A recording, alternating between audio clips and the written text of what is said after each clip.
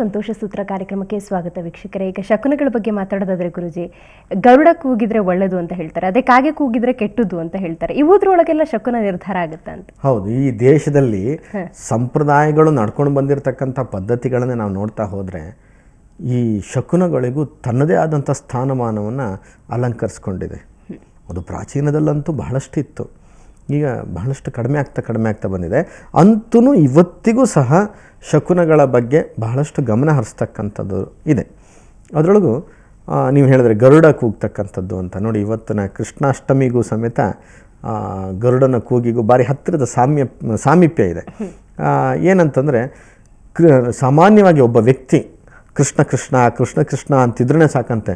ವಿಷ್ಣು ಸಹಸ್ರನಾಮ ಪೂಜೆ ಮಾಡಿದೆ, ಆ ಪೂಜೆ ಮಾಡಿದೆ, ಮತ್ತೊಂದು ಮಾಡಿದೆ, ಇನ್ನೊಂದು ಮಾಡಿದೆ, ಏನು ಅಗತ್ಯ ಅಂತಲ್ಲ. ಮನಸಾರೆ ಸುಮಾರು ಬೆಳಗ್ಗೆಯಿಂದ ರಾತ್ರಿಯ ಒಳಗೆ 1000 ಸಾರ್ತಿ ಕೃಷ್ಣ ಅಂದರೆ ಸಾಕು. ಸುಮ್ಮನೆ ಕೃಷ್ಣ ಎನ್ನಬಾರದೆ ಅಂತ ಹೇಳಿಲ್ವೇ ದಾಸರು?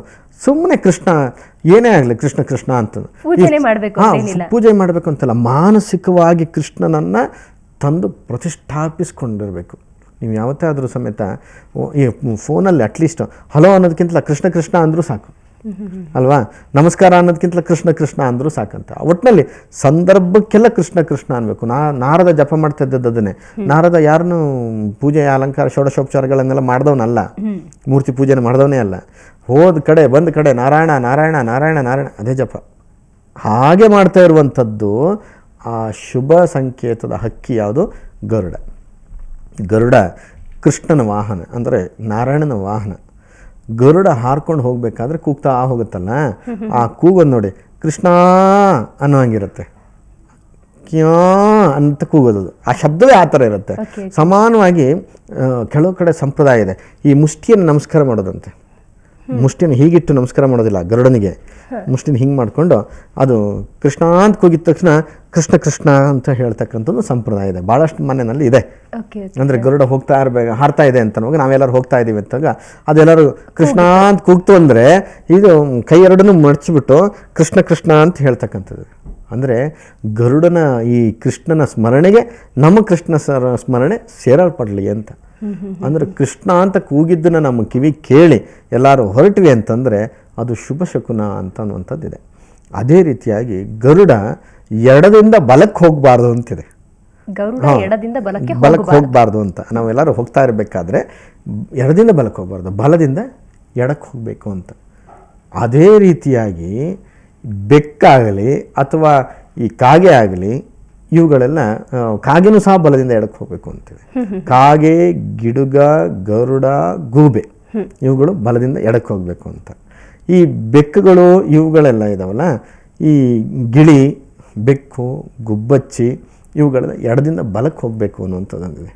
ಅಂದರೆ ನಾವು ಹೋಗ್ತಾ ಇರಬೇಕಾದ್ರೆ ಇದು ಹೀಗೆ ಹಾರ್ಕೊಂಡು ಹೋಯ್ತು ಅಂದ ತಕ್ಷಣ ಶುಭ ಶಕುನ ಅಂತ. ಈ ಪ್ರಾಣಿಗಳ ಸಂಚಾರ, ಆ ಸಂಚಾರದ ಜೊತೆ ನಾವು ಎಲ್ಲಿಗೋ ಹೋಗ್ತಾ ಇದ್ದೀವಿ ಅಂತ ಅನ್ನುವಾಗ ಈ ಯಾವುದೋ ಪ್ರಾಣಿಗಳು ಸಿಕ್ತು ಅಂತಂದರೆ ಯಾವ ಪ್ರಾಣಿ ಸಿಕ್ತು, ಹೇಗೆ ಸಿಕ್ತು, ಯಾವ ರೂಪದಲ್ಲಿ ಸಿಕ್ತು, ಹೇಗೆ ಕೂಗುತ್ತಾ, ಇವೆಲ್ಲವೂ ಸಹ ಆ ಪ್ರಯಾಣಕ್ಕೆ ಸಂಬಂಧಪಟ್ಟಿರ್ತಕ್ಕ ಹಾಗೆ ಮುಂದಿನ ಫಲಗಳು ಹೇಗೆ ಆಗ್ಬೋದು ಅನ್ನೋದಕ್ಕೆ ಒಂದು ಸೂಚನೆ ಆಯಿತು. ಆ ಸೂಚನೆಯನ್ನೇ ತಾವು ಆಧರಿಸ್ಕೊಂಡು ಅದನ್ನು ಶಕುನ ಅಂತ ಮಾಡಿಕೊಂಡ್ರು. ಅದರೊಳಗೆ ಶುಭ ಶಕುನ ಅಥವಾ ಅಪಶಕುನ ಅಂತ ಮಾಡ್ತಕ್ಕಂಥದ್ದನ್ನು ನಡ್ಕೊಂಡು ಬಂತು. ಆದರೆ ಕರಾರುವಕ್ಕಾಗಿ ಇದು ಹೀಗೆ ಅಂತ ಹೇಳಲಿಕ್ಕೆ ಸಾಧ್ಯವೇ ಇಲ್ಲ. ಯಾಕೆಂತಂದರೆ ಎಷ್ಟೋ ಸಾರಿ ಬೆಕ್ಕುಗಳು ಅಡ್ಡ ಬಂದುಬಿಡ್ತವೆ ಅಂತ ಹೇಳಿ ಸಾಮಾನ್ಯವಾಗಿ ನಾವು ನಿಲ್ಲಿಸ್ಬಿಡ್ತೀವಿ ವೆಹಿಕಲ್ ಹೋಗ್ತಾ ಇರಬೇಕಾದ್ರೆ. ಒಂದು ಭಯ, ಏನು ಭಯ ಅಂತಂದರೆ ಬೆಕ್ಕು ಹೋದರೆ ಕೆಲಸ ಆಗಲ್ವಂತೆ ಅಂತ ಹೇಳ್ಬಿಟ್ಟಿದ್ದಾರೆ ನಮಗೆ. ಅದಕ್ಕೇನು ಪರಿಹಾರ? ಒಂದು ನಿಮಿಷ ನಿಂತು ಮತ್ತೆ ಹೊರಡಬೇಕು ಅಂತ. ಅದರೊಳಗೆ ಏನು ಕಳ್ಕೊಳ್ಳೋದಿದೆ, ಅದು ಆಗುತ್ತೋ ಬಿಡುತ್ತೋ, ಒಟ್ಟಿನಲ್ಲಿ ಒಂದು ನಿಮಿಷ ನಿಂತು ಬಿಡೋಣ ಅಂತ ಹೇಳಿ ಸಾಮಾನ್ಯ ಜನ ಎಲ್ಲರೂ ಅಂದರೆ ಸಾಧಾರಣ ಒಂದು 80% ಜನ ಏನು ಮಾಡ್ತಾರೆ, ಒಂದು ವೆಹಿಕಲ್ನ ಸ್ವಲ್ಪ ಹೊತ್ತು ನಿಲ್ಲಿಸಿ ಹೋಗ್ತಾರೆ. ಆದರೆ ಸಿಟಿನಲ್ಲಿ ಕಷ್ಟ. ಸಿಟಿನಲ್ಲಿ ಲೈಟ್ಗಳಿಗೆ ನಿಲ್ಸ್ಕೊಂಡು ಹೋಗೋದೆ, ಸಿಗ್ನಲ್ಗಳಿಗೆ ನಿಲ್ಸ್ಕೊಂಡು ಹೋಗೋದೆ ದೊಡ್ಡ ತಾಪತ್ರೆ. ಅಂಥದ್ರೊಳಗೆ ಬೆಕ್ಕುಗಳಿಗೆಲ್ಲ ನಿಲ್ಸ್ಕೊಂತ ಹೋದರೆ ಈ ಮೊದಲೇ ಟ್ರಾಫಿಕ್, ಹೌದಲ್ಲ? ಈ ಟ್ರಾಫಿಕ್ಗೆ ಹೆದರ್ಕೊಂಡು ಬೆಂಗಳೂರಿನಲ್ಲಿ ಬೆಕ್ಕುಗಳು ಅಡ್ಡ ಹೋಗೋದು ಭಾರಿ ಕಡಿಮೆ. ಎಲ್ಲ ಕ್ರಾಸ್ ರೋಡಲ್ಲೆಲ್ಲ ಇದ್ದಿದ್ದು ಬೆಕ್ಕುಗಳು ಅಡ್ಡ ಹೋಗಬೇಕು. ಈ ಬೆಕ್ಕುಗಳ ಅಡ್ಡ ಹೋಗಿದ ತಕ್ಷಣ ಏನೂ ಇಲ್ಲ. ಈಗ ನಾವು ಹೇಳ್ತೀವಲ್ಲ, ಪ್ರಾರಂಭದಲ್ಲಿ ಮನೆಯಿಂದ ಇನ್ನೇನು ಹೊರಡುವ ಸಂದರ್ಭಕ್ಕೆ ಗೇಟಿಂದ ಹೊರಗೆ ಹೋಗಿ ರಸ್ತೆ ಮುಟ್ತಾ ಇದ್ದೀವಿ ಎನ್ನುವಾಗ ಬೆಕ್ಕು ಅಡ್ಡ ಹೋದಾಗ ಮಾತ್ರ ಶಕುನಗಳು ಅಂತ ನಿರ್ಧರಿಸ್ಕೊಳ್ಬೇಕು. ಆಮೇಲೆ ಹೋಗ್ತಾ ಇದ್ದಾಗೆಲ್ಲ ಎಷ್ಟೋ ಬೆಕ್ಕುಗಳು ಅಡ್ಡ ಬರ್ತವೆ, ಎಷ್ಟೋ ನಾಯಿಗಳು ಅಡ್ಡ ಬರ್ತವೆ, ಏನೋ ಲೆಕ್ಕಕ್ಕಿಲ್ಲ. ಆದರೆ ಹೋದಾಗೆಲ್ಲ ಅಡ್ಡ ಬರ್ತಕ್ಕಂತಹ ಪ್ರಾಣಿಗಳಲ್ಲಿ ಹಾವು ಮಾತ್ರ ನಾವು ಗಮನಿಸಬೇಕು. ಕಾಡು ಮೃಗಗಳನ್ನು ಗಮನಿಸಬೇಕು. ಯಾಕೆಂತಂದ್ರೆ ಕಾಡು ಮೃಗಗಳೆಲ್ಲ ಈ ಸಾಕು ಪ್ರಾಣಿಗಳಲ್ವಲ್ಲ. ಗುರುಜಿ, ಅಲ್ಲಿ ಯಾವುದೋ ಪ್ರಾಣಿ ಹೋಗುತ್ತೆ ಅನ್ನೋದಕ್ಕೂ ಇಲ್ಲಿ ನಮ್ಮ ಶುಭ ಕಾರ್ಯಕ್ಕೂ ಏನು ಸಂಬಂಧ ಅಂತ? ಪ್ರಾಣಿಗಳಿಗೂ ನಮ್ಮ ಕಾರ್ಯಗಳಿಗೂ? ನಮ್ಮ ಕಾರ್ಯಗಳು ಅಂತಂದರೆ ಈ ಕಾರ್ಯಗಳು ನಡೆಯತಕ್ಕ ನಮ್ಮ ಮನಸ್ಸೊಳಗಿರ್ತದೆ. ಏನೋ ಒಂದು ಇವತ್ತೊಂದು ಇಂಟರ್ವ್ಯೂ ಹೋಗ್ತಾ ಇದ್ದೀನಿ ಅಂತ, ಭಗವಂತ ನಾನು ಇವತ್ತು ಇಂಟರ್ವ್ಯೂ ಪಾಸ್ ಆಗಬೇಕು, ನನ್ನ ಹೆಂಗೆ ನಡೆಯುತ್ತೋ ಏನೋ ನಿನ್ನ ಮೇಲೆ ಬಿಟ್ಟಿದ್ದೀನಿ, ಏನೇನೋ ಹೇಳ್ಕೊಂಡು ಹೋಗ್ತೀವಿ. ಅಥವಾ ಯಾವುದೋ ಒಂದು ಕೆಲಸ ಆಗಬೇಕು ಇವತ್ತು, ಸುಮ್ಮನೆ ಮನೆಯಲ್ಲಿ ಪುರ್ಸೊತ್ತಿದೆ ಅಂತ ಯಾರು ಹೋಗ್ತಾರಾ? ಯಾವುದೋ ಒಂದು ಕೆಲಸ ಇದೆ ಅಂತಲೇ ತಾನೇ ಹೋಗಬೇಕು. ಯಾವುದಾದ್ರೂ ಒಂದು ಗುರಿ ಅಥವಾ ಮನಸ್ಸಿನಲ್ಲಿ ಒಂದು ಕಾರಣ ಇರೋದ್ರಿಂದಲೇ ಕಾರ್ಯ ಆಗ್ಲಿಕ್ಕೆ ಸಾಧ್ಯ. ಆ ಕಾರಣ ಯಾವುದೋ ಒಂದು ಇರುತ್ತೆ. ಆ ಕಾರಣಕ್ಕೋಸ್ಕರ ನಾವು ಪ್ರಯಾಣವನ್ನು ಪ್ರಾರಂಭಿಸ್ತೀವಿ. ಆ ಕಾರಣ ಸಫಲವಾಗುತ್ತೋ ಅಥವಾ ನಿಷ್ಫಲವಾಗುತ್ತೋ ಇದು ಮುಖ್ಯ. ಈ ನಿಷ್ಫಲವಾಗಬೇಕಾದ್ರೆ ಇಂಥದ್ದು ಸಿಕ್ತೋ ಅಥವಾ ಇಂಥದ್ದು ಆಯಿತು ಅಂದರೆ ಇದೇನೋ ಆಗೋದು ಕಾರ್ಯ ಆಗೋದು ಕಷ್ಟ ಇದೆ ಅನ್ನೋದಕ್ಕೊಂದು ಸೂಚನೆ.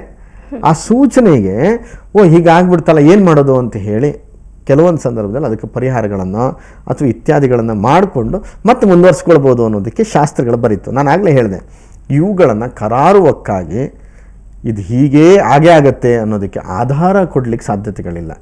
ಇದೇನಿದ್ರೂ ಸಂದರ್ಭಗಳನ್ನು ಅನುಸರಿಸಿ ನಡ್ಕೊಂಡು ಬಂದಿರತಕ್ಕಂಥ ಒಂದು ಪರಂಪರೆ ಬಿಟ್ಟರೆ ಈ ಶಕುನ ಸಿದ್ಧಾಂತಗಳನ್ನು ಕರಾರುವಕ್ಕಾಗಿ ಹೀಗೆ ಹಾಗೆ ಆಗಲೇಬೇಕಾಗದಿದ್ರೆ ಸಾಧ್ಯವೇ ಇಲ್ಲ ಅಂತ ಹೇಳಲಿಕ್ಕಾಗೋದಿಲ್ಲ. ಎಷ್ಟೋ ಸಾರಿ ಈ ಬೆಕ್ಕುಗಳು ಅಡ್ಡ ಸಿಕ್ಕಿ ಒಳ್ಳೆಯದಾಗಿದ್ದು ಎಷ್ಟೋ ಸೂಚನೆಗಳಿವೆ.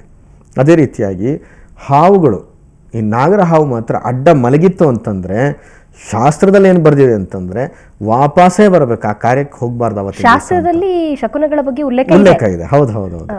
ಈ ಪ್ರಾಣಿಗಳದ್ದು ಮನುಷ್ಯನದು ಬೇಕಾದಷ್ಟು ರೀತಿಯಂಥ ಶಕುನಗಳಿವೆ. ಅವುಗಳಲ್ಲಿ ನಾಯಿದು, ನರಿದು, ಕತ್ತೆದು, ಓತಿಕೆತ ಅಂತೇಳಿ ಅದು, ಹಲ್ಲಿದು, ಆಮೇಲೆ ಹಾವುದು, ಗರುಡ, ಗಿಡುಗ, ಕಾಗೆ, ಗಿಣಿ, ಗುಬ್ಬಚ್ಚಿ, ಹೀಗೆ ಬೇಕಾದ ರೀತಿ, ಹಸು, ಆಮೇಲೆ ಮನುಷ್ಯನಿಗೂ ಸಮೇತ ಒಂಟಿ ಬ್ರಾಹ್ಮಣ ಎದುರುಗಡೆ ಬರಬಾರ್ದು ಅನ್ನೋದಿದೆ ಅಲ್ವಾ? ವಿಧವೆ ಬರಬಾರ್ದು ಅಂತ.